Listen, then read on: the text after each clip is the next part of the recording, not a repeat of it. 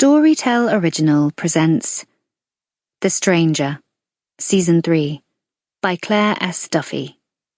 Narrated by Victoria Blunt. Part 1. It was Wednesday again. She hated Wednesdays. Double maths first thing, followed by Swedish. Every week she intended on doing her Swedish homework, but each time she came to sit down and write an essay arguing her point of view, her brain felt muddled and woolly until she realised she didn't have a point of view on anything. It wasn't fair that they forced kids to write essays expressing their opinions. Her opinions were none of the teacher's business. The morning was startlingly bright, though the streets glistened with the night's rain as she trudged along behind a gaggle of kids from school.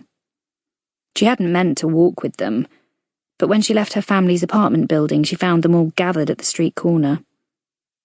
If she had crossed the road to avoid them, she'd have to put up with the chorus of, "Why don't you like us? Why don't you want to be our friend?" for the whole day. It wasn't too bad, just trudging along at the edges of the group. It wasn't as though anyone talked to her or anything, anyway.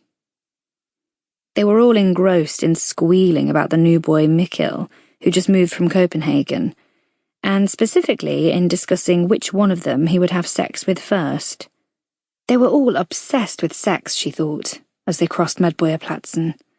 It was pathetic. Two of the group announced they were going to the new Burger King for breakfast and peeled away from the group. Instantly, another whispered loudly to the others that one of them had already had sex with Mikkel, and he wasn't interested in seeing her again, but she thought he was.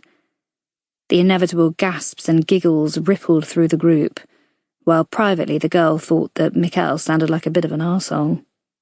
If he had sex with someone he didn't even like, why should that reflect badly on the girl? As they approached school, the streets filled with more and more kids, trudging or skipping their way towards yet another day of having fractions and protons and battles that happened long before any of them were born imposed on them.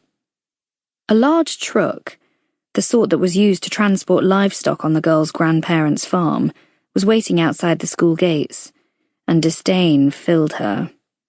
She'd forgotten it was that day. Normally, she was pretty good at keeping her facial expression blank, no matter what she was thinking. But she must have let something show, because a kid standing in front of her frowned at her.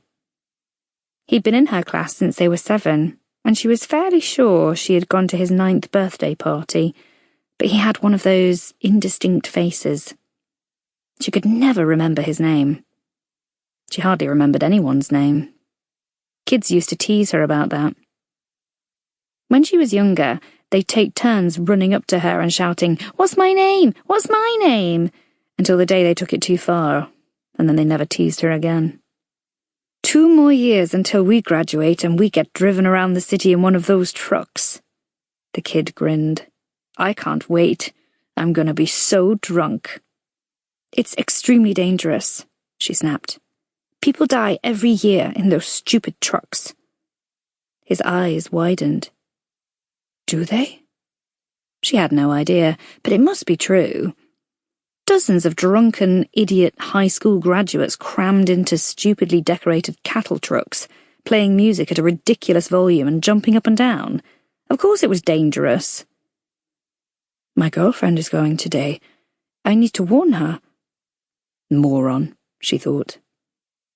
She watched through narrowed eyes as he scuttled through the crowd to where a group of kids in the year above them had already converged near the truck. They'd probably get in a fight, she thought, with satisfaction. Then she stopped, suddenly, ignoring the younger girls who nearly slammed into her. She wasn't going to go into school. Not today. Not on a Wednesday. She couldn't bear it.